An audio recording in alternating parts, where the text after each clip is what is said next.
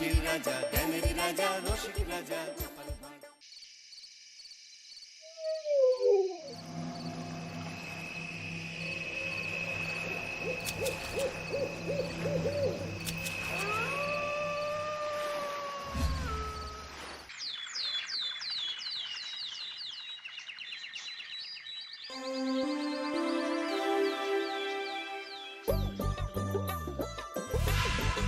দূর দূর, হঠাৎ করে কেন যে এত চুল ঝরছে বুঝতেই পারছি না।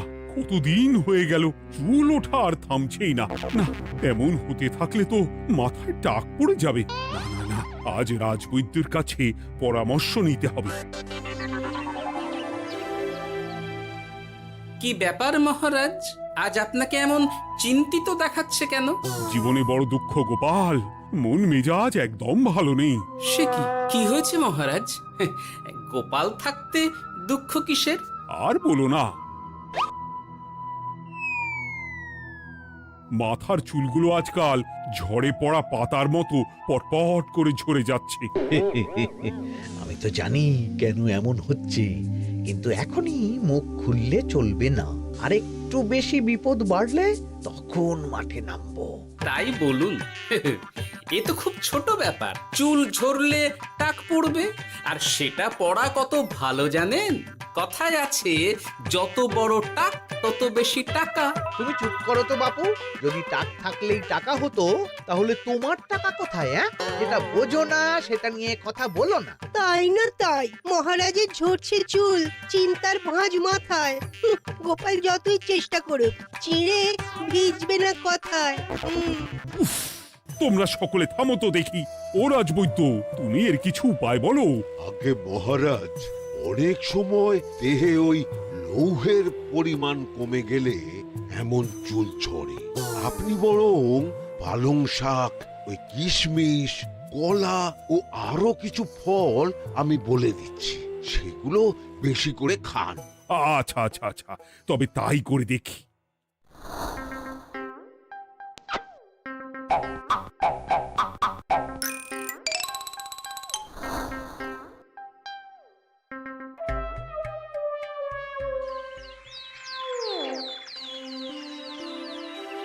ও রাজবৈদ্য, তোমার কথা মতো শাক পাতা ফলমূল সবই তো খেলাম, চুল ঝরা বন্ধ তো হলোই না। তো জানতামই এমন হবে। কিন্তু মহারাজ, এমনটা তো হওয়ার কথা নয়। কিন্তু হচ্ছে তো। আরে আমার সাধের চুল, কোথায় চলে গেলি সব? এর জন্য তুমি দায়ী, তুমি এর জন্য শাস্তি পাবে বৈদ্য। আমাকে আমাকে ক্ষমা করে দিন মহারাজ, এমনটা হবে এ তো আমি ভাবতেই পারিনি। কিছু মনে করবেন না মহারাজ, ছোট মুখে বড় কথা বলছি, কিন্তু সত্যি এখানে রাজবৈদ্যর কোনো দোষ নেই। ওকে শাস্তি দেওয়াটা ঠিক হবে না মহারাজ। দেখেছেন মহারাজ, গোপালের সাহসটা দেখেছেন? আপনার মুখের উপর কথা বলছে। তা বলি, তুমি যখন এতই বোঝো, তাহলে নিজেই একটা আস্ত লোহা খেয়ে দেখো না, তোমার মাথায় চুল গজাচ্ছে কি না। ঠিকই আছে, এসব মূর্খের মতো কথা কেবল আপনার থেকেই আশা করা যায় মন্ত্রী মশাই। মহারাজ, আপনি বিচক্ষণ মানুষ, আমার শুধু অনুরোধ, আরেকবার ভেবে দেখবেন। ঠিক আছে, রাজবৈদ্যকে আমি শাস্তি দেব না, কিন্তু সকলের জন্য আমার একটা ঘোষণা আছে। কি ঘোষণা? আমার এই কঠিন সমস্যা যে দূর করে দিতে পারবে, তাকে আমি বিশেষ পুরস্কারে ভূষিত করব। এই তো পেয়েছি, এই সুযোগ কোনোভাবেই হাতছাড়া করা চলবে না। এবারের সমস্যাটা সত্যি বেশ কঠিন। কি করলে যে মহারাজের চুল পড়া বন্ধ হবে সেই উপায় মাথাতেই আসছে না। হঠাৎ করে কেন যে এমন হলো কে জানে।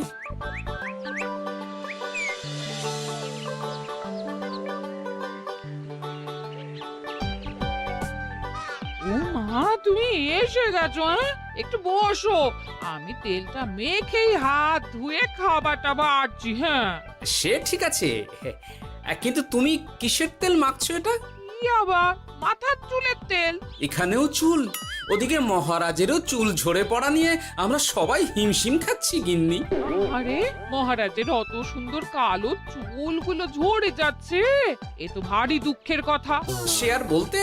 ওই জন্যেই তো আমি বাবা মাথায় এই জড়িবুটি তেল মাখি, এতে চুলের গোড়া শক্ত করে, চুলকে ভালো রাখে, নতুন চুল গজায় সব। হ্যাঁ কি কি বললে? নতুন চুলও গজায়? সত্যি? হ্যাঁ, বাহ, তাহলে আর চিন্তা কি? আমাকে এই তেলটা একটু দিতে পারবে গিন্নি? মহারাজকে দিয়ে আসি। উনি বলেছেন যে ওনার সমস্যা দূর করতে পারবে তাকে উনি পুরস্কার দেবেন। উমা, এই তাই নাকি? এই তো দারুণ ব্যাপার গো। নাও নাও নাও, তেলখানা নিয়ে মহারাজকে কাল দিয়ে এসো তাহলে। আর জানিয়ে দিও, দিনে 2 বার কিন্তু তেল মাখতেই হবে। হ্যাঁ আচ্ছা, ঠিক আছে।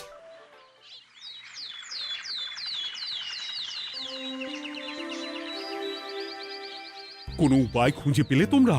আগে মহারাজ, আমি আপনার জন্য নকল চুল বানিয়ে এনেছি। যতদিন আপনার চুল পড়া বন্ধ না হচ্ছে ততদিন আপনি এটা পরে ব্যবহার করতে পারেন। সে তো বুঝলাম, কিন্তু নকল চুল তো আর আসল চুলে জায়গা নিতে পারবে না বিজ্ঞানী। আসল চুলের কথা ভেবে আমি আপনার জন্য কেশুত্তে পাতা এনেছি মহারাজ। আচ্ছা বেশ। তা গোপাল, খুব তো আগের দিন বকবক করছিলে, তুমি কি এনেছো শুনি? সেটা যথাসময়ে দেখতে পেয়ে যাবেন মন্ত্রী মশাই। এটা জড়িবুটি তেল মহারাজ, আমি এটা আপনার জন্য এনেছি। এতে নতুন চুল গজায় আর চুলের স্বাস্থ্যও ভালো হয়। আমার গিন্নিও ব্যবহার করে এটি, তবে দিনে 2 বার করে মাখতে হবে, তাহলেই ভালো ফল পাবেন মহারাজ। বাবা, তাহলে তুমি কেন মাখো না? আচ্ছা, আপনার সমস্যাটা ঠিক কোথায় বলুন তো মন্ত্রী মশাই? মহারাজের জন্য কিছু আনলেও কথা শোনান, না আনলেও কথা শোনান। সত্যি তো মন্ত্রী, কেন তুমি সব সময় গোপালের পিছনে পড়ে থাকো বলো তো? এরা তো তাও সবাই কিছু না কিছু আমার কথা চিন্তা করে এনেছে, তুমি তো সেটাও করনি। না, আসলে মহারাজ, আমিও ভাবছিলাম আপনার কথা, কিন্তু থাক, বুঝেছি। আহ, দারুণ। তেলের গন্ধটাও খুব সুন্দর। গোপাল, তোমায় অনেক ধন্যবাদ। আশা করছি ব্যবহার করলে খুব ভালো ফল দেবে। একদম দেবেই মহারাজ। দূর বাবা, ভেবেছিলাম এক, হলো আর এক।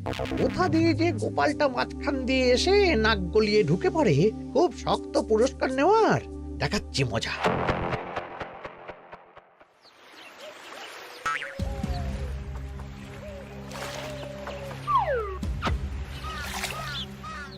এবারে গোপালের তেল দিয়েই সব কিছু তোলপাড় করব।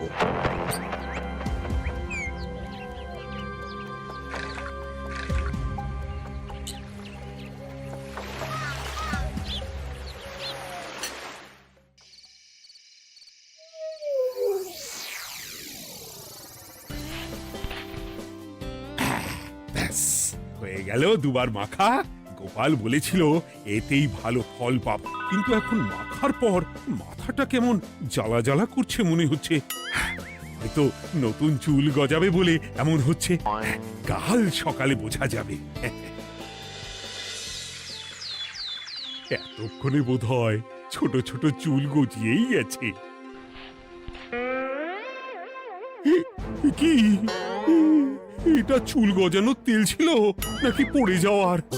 হে ভগবান, যেটুকু বাকি ছিল সেটাও ঝরে পড়ে টাক পড়েই গেল। হ্যাঁ, গোপালই হলো যত নষ্টের গোড়া। আজ আসুক সভায়।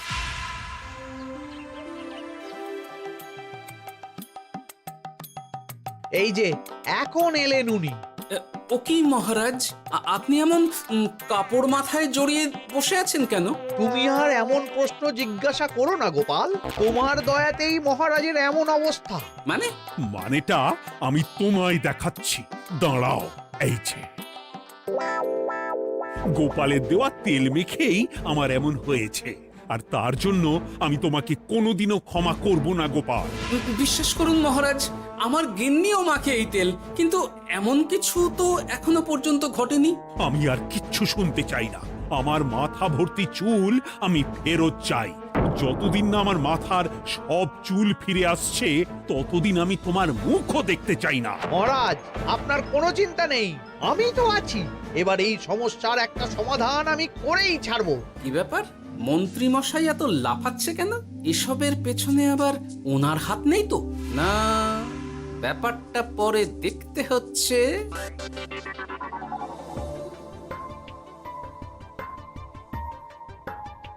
আমি বলি কি মহারাজ, এই সময়টা বরং আপনি নকল চুলটা মানে মানে পরচুলা ব্যবহার করুন। হ্যাঁ, অগত্যা, কিছু তো একটা গন্ডগোল আছেই। গিন্নিও তো রোজ মাথায় তেল মাখে, কই এমন তো হয় না। মন্ত্রী যদি কিছু করেও থাকে তাহলেও হাতে নাতে ধরবো কিভাবে? ও কি গো গোপাল দাদু, এখন এই সময় তুমি রাজসভা ছেড়ে এখানে? তোদের দাদু আর রাজসভায় যাবে না রে? কি বলছো গো? কেন? আর কেন, বিনা দোষে এমন শাস্তি। তোমায় শাস্তি দিয়েছে, তুমি শুধু বলো কে তোমার সাথে কি করেছে, বাকিটা আমরা বুঝে নিচ্ছি। আচ্ছা বলছি, কৃষ্ণনগরের মন্ত্রী মশাইয়ের বাড়িটা কোন দিকে একটু বলতে পারবেন? কৃষ্ণনগরে নতুন নাকি? আগে তো আপনাকে কখনো দেখেছি বলে মনে পড়ছে না। হ্যাঁ, আমি এখানে থাকি না, আমি এখানে আমার কাজে এসেছি, তাই মন্ত্রী মশাইয়ের বাড়ির ঠিকানাটা যদি একটু বলে দেন। নিশ্চয়ই, এ পথ দিয়ে সোজা চলে যান, তারপর কিছুটা ডান দিকে গেলেই পেয়ে যাবেন। আচ্ছা, অনেক ধন্যবাদ। ভিন গাঁয়ের লোক মন্ত্রী মশাইয়ের বাড়িতে, ব্যাপারটা বেশ সন্দেহজনক লাগছে। এই এই গুলটে ন্যাপলা, তোরা তোরা দুজন একটু আড়াল থেকে দেখতো লোকটা মন্ত্রী মশাইয়ের বাড়িতে ঠিক কি জন্য এসেছে, তারপর আমায় খবর দিস। ঠিক আছে গোপাল দাদু। তোমার আবার এখানে আসার কি দরকার ছিল? আমি তো বলেছি যে আমি ঠিক গিয়ে তোমার পাওনা গন্ডা মিটিয়ে দেবো। মিটিয়ে দেবে? কতদিন হয়ে গেছে জানেন? দেখো, হয় আমার কীটনাশক আর সার সব ফিরিয়ে দিন, নয়তো আমার জিনিসের দাম মিটিয়ে দিন। কীটনাশক, সার আর কি করে ফেরত দেবো বলো? ও তো সব পুকুরের জলে মিশে গেছে। ওসব আমি জানি না, আমার পাওনা গন্ডা মিটিয়ে দিন, ব্যাস। চল চল, এখনই তাহলে গোপাল দাদুকে গিয়ে সব জানাই। হ্যাঁ, চল চল। দাদু, ও গোপাল দাদু। তোরা এসে গেছিস? আয় আয় আয় আয় আয়। মন্ত্রী মশাইয়ের মুখ থেকে অনেক খবর পেলাম। তাই নাকি? কি শুনি? মন্ত্রী মশাই ওই লোকটার কাছ থেকে অনেক কীটনাশক সার নিয়েছে, কিন্তু এখনো জিনিসের দাম মেটায়নি। হ্যাঁ, ওই জন্যই তো মন্ত্রী মশাইয়ের উপর লোকটা খুব রেগেছিল, হুমকিও দিয়েছে 1 সপ্তাহের মধ্যে জিনিসের দাম সব মিটিয়ে দিতে হবে। তাই নাকি? কিন্তু কীটনাশক সার নিয়ে মন্ত্রী মশাই কি করবে? সেটা তো বলতে পারবো না দাদু। তবে হ্যাঁ, মন্ত্রী মশাই ওই লোকটাকে বলছিল যে ওই সব কীটনাশক সার পুকুরের জলে মিশে গেছে। কি বললি? পুকুরের জলে? আচ্ছা, এবার দুয়ে দুয়ে 4 করা গেল। অনেক ধন্যবাদ রে তোদের। বল বল, তোরা কি খাবি? কিচ্ছু লাগবে না গোপাল দাদু, তবে ভোলা বয়ের আর মিষ্টি খাওয়ালে। আচ্ছা আচ্ছা। কি করে যে মহারাজকে আসল ব্যাপারটা বোঝাই, কিছু তো একটা উপায় বের করতেই হবে। তা বলি বাবা, রাজসভায় যেতে হবে না বলে কি সারাদিন এইভাবেই শয়নে শয়নে দিন কাটাবেন বাবা? হ্যাঁ, উপায় পেয়ে গেছি। বুঝলে গিন্নি, আমাকে একটা জায়গায় যেতে হবে, বুঝলে? তারপর ওখানে যদি কাজ হয় তাহলে আগামীকাল রাজসভায় আমি যাব। কিন্তু তুমি যে বলেছিলে তোমার এখন ছুটি। হ্যাঁ, কি আর করি বলো, গুরুত্বপূর্ণ একটা কাজ, তাই যেতেই হবে। আচ্ছা যাও। ওই গো বিজ্ঞানী, আরে গোপাল যে, বলো। এই এই যে বিজ্ঞানী, একটা বিশেষ দরকারে তোমার কাছে এলাম, বুঝলে?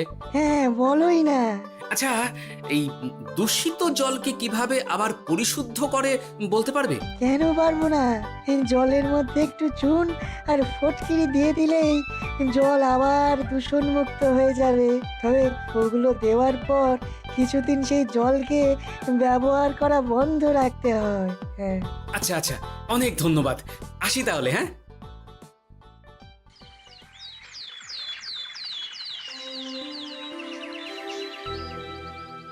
ছায়া পড়েছে, ছায়া পড়েছে।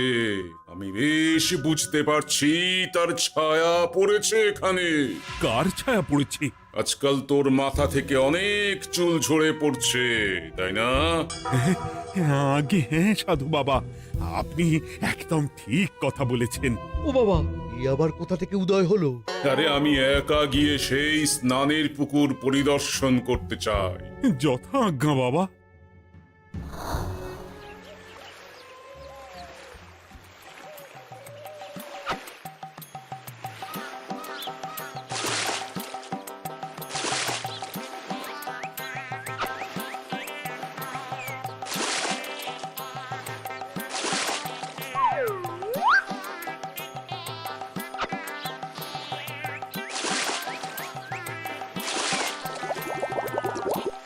যাক বাবা, মোটামুটি সপ্তাহখানেক এভাবে থাকলেই পুকুরের জল আবার আগের মতো পরিষ্কার হয়ে যাবে। এবার শুধু মহারাজকে একটু বুঝিয়ে বললেই হয়ে যাবে।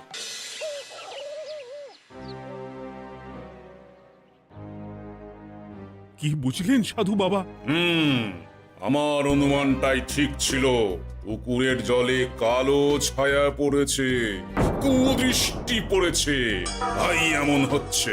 সে কি? কি কালো ছায়া? যত সব বাজে কথা। জল দূষণ করলাম আমি, আর দোষ পড়ছে কালো ছায়ার উপর। তাহলে এখন কি হবে? চিন্তার কোনো কারণ নেই। আমি মন্ত্রপুত ভস্য ছড়িয়ে দিয়েছি। 1 সপ্তাহ ওই পুকুরের জল স্পর্শ তো দূর, পুকুরের কাছেও যাওয়া নিষেধ। তাহলে আমার মোহরের কি হবে? যথা আজ্ঞা সাধু বাবা। ও কি, তাহলে মহারাজ এতদিন স্নান করবেন কোথায়? সে কথা কাউকে চিন্তা করতে হবে না। মহারাজের ওপরে কালো ছায়া পড়া জল পড়েছে, তাই আগে সেটা শোধন করতে হবে। আমাকে তাহলে কি করতে হবে সাধু বাবা? আমার শিষ্য গোপাল আমাকে আগেই এই বিষয় জানিয়েছিল। আমি তার হাত দিয়েই তোর স্নানের জল পাঠিয়ে দেব। তাই আগামী 1 সপ্তাহ সেই জল দিয়েই তোকে স্নান করতে হবে। কি গোপাল? দেখছো তো মন্ত্রী, গোপাল আমাকে কত ভালোবাসে। আমি ওকে কত কথা শোনালাম, কিন্তু না না না না, কাল থেকেই আমি আবার গোপালকে রাজসভায় ডেকে আনবো। আমি আসছি, আমার কাজ হয়ে গেছে। আর হ্যাঁ, তোর স্নানের পুকুরের চারিদিকে প্রহরীর বন্দোবস্ত কর। কাক পক্ষীও যেন ওখানে প্রবেশ করতে না পারে। আচ্ছা বাবা, আচ্ছা।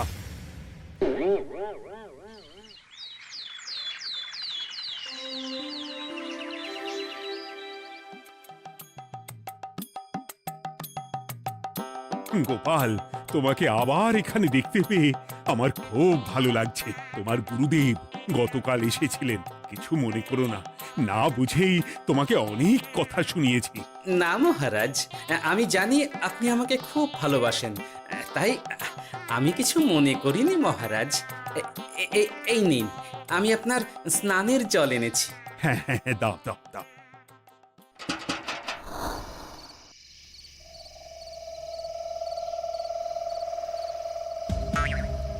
ও বাবা, পুকুরের কাছে যে গিয়ে দেখবো সে উপায় নেই।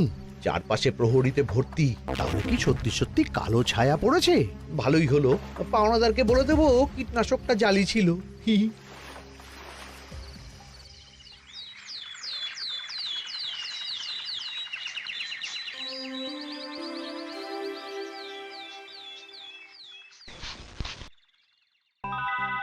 এই তো আমার সেই পুরনো কালো চুলগুলো আবার ফিরে এসেছে। আহা, কি যে আনন্দ হচ্ছে দেখে। আজ 1 সপ্তাহ সম্পূর্ণ হলো। গোপালের জন্য আমার স্নানের পুকুর থেকে কালো ছায়া দূর হয়েছে। আমাকে এই সমস্যা থেকে দূর করার জন্য আমি গোপালকে 100টি মোহর উপহার দিতে চাই। ধন্যবাদ মহারাজ। দূর, আমার আর ভালো লাগে না। সব সময় গোপালই মোহর পায়, এটা তো আমার পাওয়ার কথা ছিল। এদিকে আজকে পাওনাদারও আসবে।